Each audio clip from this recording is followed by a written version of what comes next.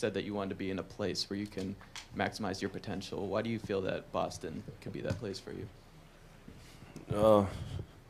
Well, first and foremost, before we get into that question, before we dive into the importance of why we're all here, I just want to appreciate everyone up here on the stage and the opportunity that's in front of us to go after something that's bigger than ourselves. But before we get to that, I just wanted to say that sometimes we get lost into these two hoops in this basketball, that the most humane things that make us human, we lose track of sometimes. And I want to take a time out to wish my well energy and heartfelt to Jay Crowder and his mother, because that's a hard situation to go through, especially when it gets wrapped up in all this, as well as IT sister, and as well as those affected in Charlottesville and those affected in Houston. That is all reality-based, and I live in that world.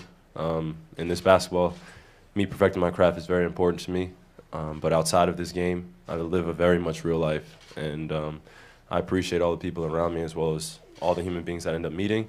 And I just wanted to come out and say that my appreciation for the world goes deeper than I think a lot of people realize. And I take my respects for all those people as well as everyone affected by anything. We're all here with you, and my prayers are with you. So now that I said that, now that I could officially move on to answering that, being a part of, or getting the opportunity to be a part of such a illustrious organization such as the Boston Celtics, man, I grew up watching so many different films, and I asked Danny when we were at dinner if I could get a few of his VHS tapes from those championship runs that they had. Stone tablets.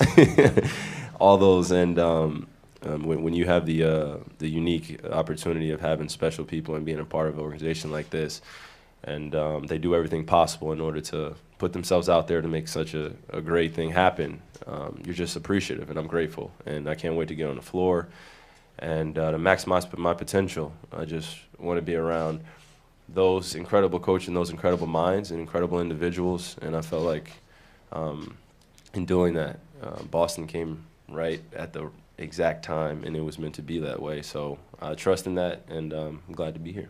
Emotionally for you, what has the last week been like? The roller coaster, it's had to have been some sort of roller coaster as the two teams tried to work things out. Well, throughout this time, I've been very patient in the approach. I knew what the intent was when I asked for the trade initially, and it just was left at that, just patiently waiting.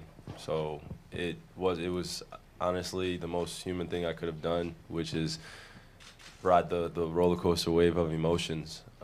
But the important thing was, at the time, was honestly coming off of the finals loss and kind of not wallowing in my sorrows, but trying to figure out the next step in order to achieving that goal. And in doing that, made it just a very courageous decision in order to take myself and my intent and want to be a part of something bigger than myself. And when Boston came a knocking, I was answering. So it was pretty awesome about the way it all transpired. Because throughout this time, I didn't say anything, not a word. And it was just assumptions and who said, and this camp and this source. And I don't want to dive into that, but I didn't say anything purposely, because that's not the real life I live in terms of what you want, what this guy wants, and this person saying this one, what you can and can't do. I have a daughter and I have a family that I love dearly, and once I knew that the team was going to make a move, I was just patiently waiting, and that's been the approach the whole entire time. So, Kyle Hightower of the Associated Press. In your thank you note to Cleveland on Instagram, you referenced Robin there as a 19-year-old kid and taking the next step now in your journey as a 25-year-old man. I'm curious what you think the next step in your evolution is, and why you think it took switching locations to continue it. Well, when you get drafted into this great league, some of us come in at different ages, and as a 19-year-old kid, if you think about it, I'm starting my first year of college, or finishing my first year of college, my freshman year, and life hits. Man, you go to different hotels, you're in different places, in different cities, and you have to adjust to what's going on. And it took me a little while to do that.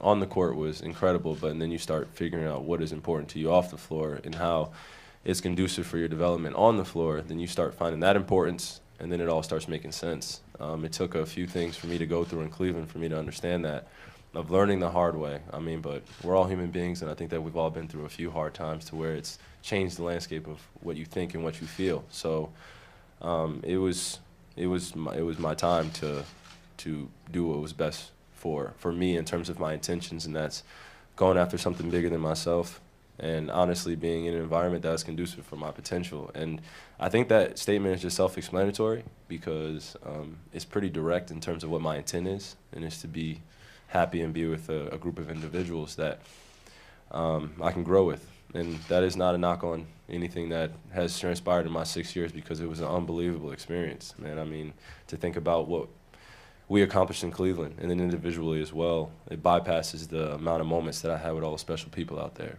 So that me leaving there wasn't about basketball, it was more or less about creating that foundation of me in Cleveland, and then now taking this next step as a 25-year-old evolving man and being the best basketball player I can be. Kyrie, to your left, about 4 rows back here on the end. A lot of teams to beat in the East, but it's pretty clear. My name's Tom Lydon, Boston 25 News, by the way. A lot of teams to beat in the East, but it's pretty clear the team to beat the last 3 years has been Cleveland. I'm sure you've put some thought, now that you're on the other side, about what the key is to beating a team like that that has the track record it has of getting to the finals 3 years in a row. From a strategic standpoint, I think that Coach Stevens can answer that better. From the other standpoint of what reality is, we haven't met or sat down with everyone as a collective and gone over the important things and important steps that it takes in order to build something special. So until we get to that point, I think I will have a better answer for you. But as of now, I'm just happy to finally get my jersey on the stage, as well as with Gordon and as well as the rest of my teammates, and meeting them over the next few days. So, Kyrie, Tom Westerholm with Mass Live. From what you've seen as an opponent, what are you looking forward to about playing in Coach Stevens' system? by the way, big fan of Mass Live, bro. Got some good highlight tapes. No, I had one from the 2010 Spalding Hoop Hall Classic. Happy to help. Yeah.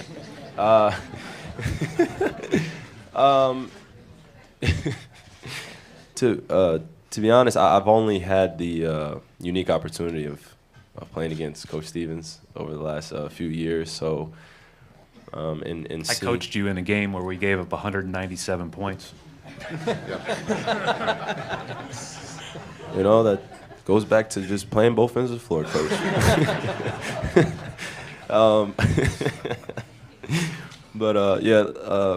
Now that I get to experience it firsthand, it's just of how intelligent I've heard that he is as a coach, and as well as his coaching staff, and to understand how maniacal he is in terms of the finite details of maximizing what you can out of the players that you have on the floor, and looking at it and scheme-wise, it's a pretty equatable offense in terms of what everyone's skill set is out there on the floor.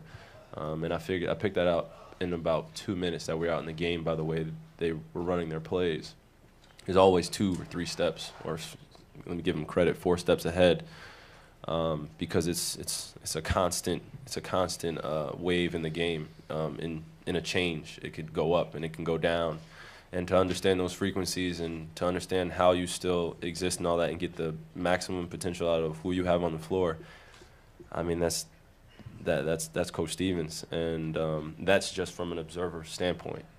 So the appreciation I have for his knowledge of the game, I just can't wait to steal some stuff and honestly learn and grow with a guy like that, as well as the other coaches that he has that I can't wait to meet. So this is an exciting time to have a outstanding coach like that.